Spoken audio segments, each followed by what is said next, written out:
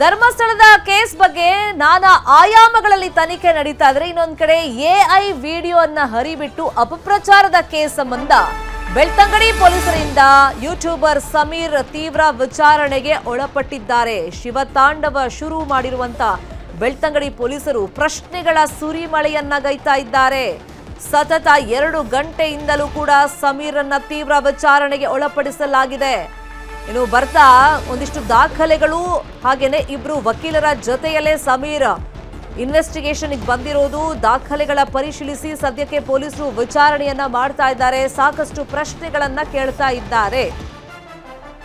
ಅಂದ್ರೆ ಈ ಧರ್ಮಸ್ಥಳದ ಪ್ರಕರಣ ಏನಿದೆ ಇದು ಸೋಷಿಯಲ್ ಮೀಡಿಯಾದಲ್ಲಿ ಚರ್ಚೆ ಆಗೋದಕ್ಕೆ ಅಥವಾ ಮುನ್ನೆಲೆಗೆ ಬರೋದಕ್ಕೆ ಈತ ಮಾಡಿದಂತ ವಿಡಿಯೋ ಕಾರಣವಾಗಿತ್ತು. ಅಂದ್ರೆ ತುಂಬಾ ಎಫೆಕ್ಟಿವ್ ಆಗಿ ಎಐ ಯೂಸ್ ಮಾಡಿಕೊಂಡು ಆತ ನರೇಟ್ ಮಾಡಿದಂಥ ಸ್ಟೈಲ್ ಏನಿತ್ತು ಅದು ಜನರನ್ನ ಅಟ್ರಾಕ್ಟ್ ಮಾಡಿತ್ತು.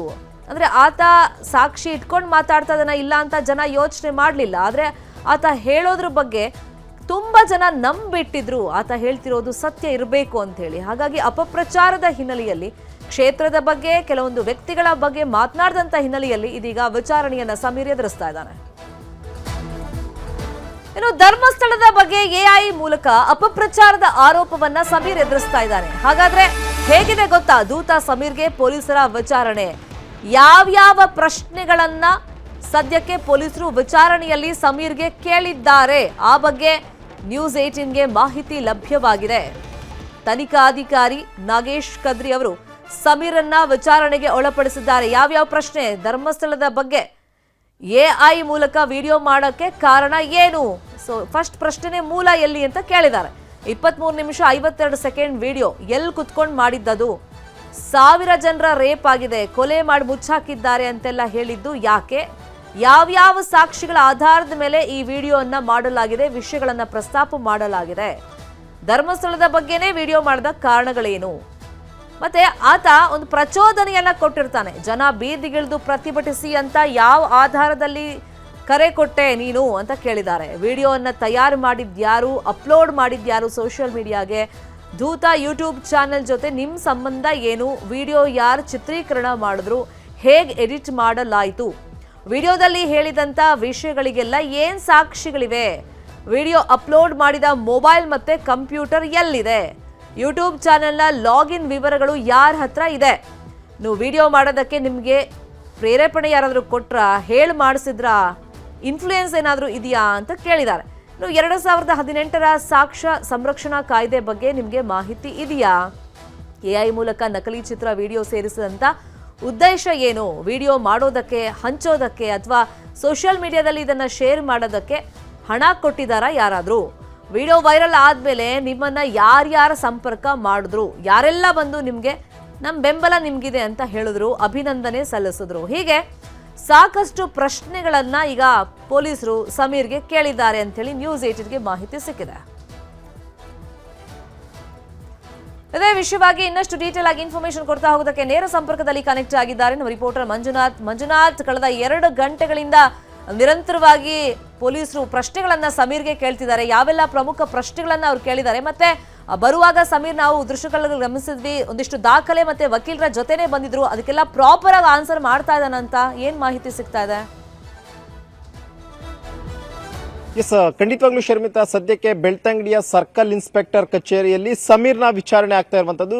2 ಗಂಟೆಗಳಿಂದಲೂ ಕೂಡ ಅಷ್ಟೇ ಸಮೀರ್ಗೆ ಸಾಕಷ್ಟು ಪ್ರಶ್ನೆಗಳ ಸುರಿಮಳೆಯನ್ನ ತನಿಖಾಧಿಕಾರಿಗಳು ಮಾಡ್ತಾ ಇದ್ದಾರೆ. ಯಾಕಂದ್ರೆ ಇಲ್ಲಿ ಪ್ರಮುಖವಾಗಿ ಸಮೀರ್ 23 ನಿಮಿಷದ 52 ಸೆಕೆಂಡ್ ಒಂದು ವಿಡಿಯೋ ಏನ್ ಬಿಟ್ಟಿದ್ದ, ಆ ಒಂದು ವಿಡಿಯೋದಲ್ಲಿ ಧರ್ಮಸ್ಥಳಕ್ಕೆ ಅಪಮಾನ ಮಾಡುವಂತದ್ದಾಗಿರ್ಬೋದು, ಒಂದಷ್ಟು ಹೆಸರುಗಳನ್ನ ಉಲ್ಲೇಖ ಮಾಡಿರುವಂತದ್ದು, ಜೊತೆಗೆ ದಂಗೆ ಹೇಳ್ಬೇಕು ಎಲ್ಲರೂ, ಈಗಲಿಂದ ಶಿವತಾಂಡವ ಅನ್ನುವಂಥದ್ದು ಶುರುವಾಗ್ತಿದೆ ಅನ್ನುವಂಥ ಒಂದಷ್ಟು ವಿಡಿಯೋದಲ್ಲಿ ವಿಚಾರಗಳನ್ನ ಆತ ಹೇಳಿದ್ದ. ಆ ಒಂದು ವಿಚಾರಗಳಿಗೆ ಪೂರಕ ಎಂಬಂತೆ ನಿಮ್ಮ ಬಳಿ ಇರುವಂತಹ ಸಾಕ್ಷ್ಯಾಧಾರಗಳಾದ್ರೂ ಏನು, ನಿಮ್ಮ ಬಳಿ ಏನ್ ದಾಖಲಾತಿಗಳಿದೆ ಅನ್ನುವಂಥದ್ದನ್ನು ಕೂಡ ಅಷ್ಟೇ ಪ್ರಶ್ನೆ ಮಾಡ್ತಿದ್ದಾರೆ. ಇದೇ ಒಂದು ಕಾರಣಕ್ಕೋಸ್ಕರನೇ ಸಮೀರ್ SIT ಅಂದ್ರೆ ಬೆಳ್ತಂಗಡಿಯಲ್ಲಿರುವಂತಹ ಕಚೇರಿಗೆ ಹೋದಂತ ವೇಳೆಯಲ್ಲಿ ಒಂದು ಫೈಲ್ ಅನ್ನು ಕೂಡ ಅಷ್ಟೇ ಗಮನಿಸಿದ್ವಿ. ಅದಕ್ಕೆ ಪೂರಕವಾದಂತ ಎಲ್ಲಾ ರೀತಿಯಂತ ದಾಖಲಾತಿಗಳನ್ನು ಕೂಡ ಅಷ್ಟೇ ತಗೊಂಡು ಹೋಗ್ತಾನೆ. ಒಂದಷ್ಟು ಪೇಪರ್ನ ಕಟ್ಟಿಂಗ್ಸ್ ಆಗಿರ್ಬೋದು, ಇದನ್ನು ಕೂಡ ಅಷ್ಟೇ ಆತ ದಾಖಲೆಗಳ ರೂಪದಲ್ಲಿ ಈಗಾಗಲೇ ಬೆಳ್ತಂಗಡಿ ಪೊಲೀಸರಿಗೆ ಕೊಡೋದಕ್ಕೆ ಎಲ್ಲಾ ತಯಾರಿಗಳನ್ನು ಕೂಡ ಮಾಡಿಕೊಂಡೇ ಬಂದಿರುವಂತದ್ದು. ಇನ್ನು ಪ್ರಮುಖವಾಗಿ ಸಮೀರ್ ಬಂದಂತಹ ವೇಳೆಯಲ್ಲಿ ಕೂಡ ಅಷ್ಟೇ 4 ಜನ ವಕೀಲರು, ಯಾಕಂದ್ರೆ ಒಬ್ಬರಲ್ಲ ಇಬ್ಬರಲ್ಲ 4 ಜನ ಅಡ್ವೊಕೇಟ್ಸ್ ನ ಜೊತೆಯಾಗಿ ಬಂದಿರುವಂತದ್ದು. ಈಗಾಗಲೇ ಆ ವಿಡಿಯೋ ಮಾಡಿರುವಂತಹ ಇಂದಿನ ಉದ್ದೇಶವಾದ್ರೂ ಏನು, ಯಾರಾದ್ರೂ ಆ ಒಂದು ವಿಡಿಯೋವನ್ನ ಮಾಡೋದಕ್ಕೆ ನಿಮಗೆ ಪ್ರಚೋದನೆಯನ್ನ ಮಾಡಿದ್ರ, ಮತ್ತು ಆ ಒಂದು ವಿಡಿಯೋ ಮಾಡಿದಂತಹ ಬಳಿಕ AI ಜನರೇಟೆಡ್ ಆಗಿ ಅಪ್ಲೋಡ್ ಮಾಡೋದಕ್ಕೆ ಯಾರಾದ್ರೂ ನಿಮಗೆ ಹಣದ ಆಮಿಷವನ್ನೇನಾದ್ರೂ ಒಡ್ಡಿದ್ರ, ಅಥವಾ ನಿಮ್ಮ ಉದ್ದೇಶವಾದ್ರೂ ಏನು ಅನ್ನುವಂಥ ಈ ರೀತಿಯಂತ ಒಂದಷ್ಟು ಪ್ರಶ್ನಾವಳಿಗಳನ್ನು ಕೂಡ ಅಷ್ಟೇ ಸದ್ಯಕ್ಕೆ ಸಮೀರ್ಗೆ ಕೇಳ್ತಾ ಇರುವಂತದ್ದು. ಅದಕ್ಕೆ ಸುದೀರ್ಘವಾದಂತಹ ಒಂದು ಉತ್ತರವನ್ನು ಕೂಡ ಈಗಾಗಲೇ ಸಮೀರ್ ಕೂಡ ಅಷ್ಟೇ ಕೊಡ್ತಾ ಇದ್ದಾನೆ. ಜೊತೆಗೆ ಇನ್ನೊಂದೇನು ಅಂತಂದ್ರೆ, ಒಂದಷ್ಟು ಈ ಹಿಂದೆ ಒಂದಷ್ಟು ಯೂಟ್ಯೂಬ್ಗಳಲ್ಲಿ ಬಂದಂತಹ ವಿಡಿಯೋಸ್ ಆಗಿರ್ಬೋದು, ಮತ್ತು ಒಂದಷ್ಟು ಲೋಕಲ್ ಪೇಪರ್ ನಲ್ಲಿ ಬಂದಂತಹ ಒಂದು ಕ್ಲಿಪ್ ಆಗಿರ್ಬೋದು, ಇದನ್ನು ಕೂಡ ಆತ ಸಂಗ್ರಹ ಮಾಡ್ಕೊಂಡು ಬಂದು ನಾನು ಯಾವ ಕಾರಣಕ್ಕೋಸ್ಕರ ಈ ರೀತಿಯಂತ ಸ್ಟೇಟ್ಮೆಂಟ್ ಅನ್ನ ಕೊಟ್ಟೆ ಅನ್ನುವಂಥದ್ದಕ್ಕೆ ಆತ ಒಂದಷ್ಟು ದಾಖಲಾತಿಗಳನ್ನು ಕೂಡ ಈಗಾಗಲೇ ಬೆಳ್ತಂಗಡಿಯ ಪೊಲೀಸರಿಗೆ ನೀಡ್ತಾ ಇರುವಂತದ್ದು. ಬಹುತೇಕ ಇನ್ನೊಂದು ಅರ್ಧ 1 ಗಂಟೆಯಲ್ಲಿ ಸಮೀರ್ನ ಎನ್ಕ್ವೈರಿ ಎಂಡ್ ಆಗುವಂತಹ ಸಾಧ್ಯತೆ ಇರುವಂತದ್ದು. ಬಹುತೇಕ ಆತನನ್ನ ಬಂಧನ ಕೂಡ ಮಾಡೋದಿಲ್ಲ, ಯಾಕಂದ್ರೆ ಆತನನ್ನ ಬಂಧಿಸಿ ವಿಚಾರಣೆ ಮಾಡಬೇಕು ಅನ್ಕೊಂಡಿದ್ರೆ, ಆದ್ರೆ ಆತ ನಿರೀಕ್ಷಣಾ ಜಾಮೀನನ್ನ ಪಡ್ಕೊಂಡಿರುವಂತಹ ಕಾರಣಕ್ಕೋಸ್ಕರ ಆತನನ್ನ ಬಂಧನ ಮಾಡೋದಿಲ್ಲ, ಬದಲಾಗಿ ವಿಚಾರಣೆಯನ್ನ ಅಷ್ಟೇ ಮಾಡ್ತಾರೆ. ಒಂದು ವೇಳೆ ಏನಾದ್ರೂ ಇವತ್ತಿನ ವಿಚಾರಣೆ ತನಿಖಾಧಿಕಾರಿಗೆ ಸ್ಯಾಟಿಸ್ಫ್ಯಾಕ್ಷನ್ ಅನ್ಸಿಲ್ಲ ಅಂತಂದ ವೇಳೆಯಲ್ಲಿ ಮತ್ತೊಂದು ದಿನ ವಿಚಾರಣೆಗೆ ಹಾಜರಾಗುವಂತೆ ಒಂದು ನೋಟಿಸ್ ಅನ್ನು ಕೂಡ ಕೊಡುವಂತ ಸಾಧ್ಯತೆ ಇದೆ.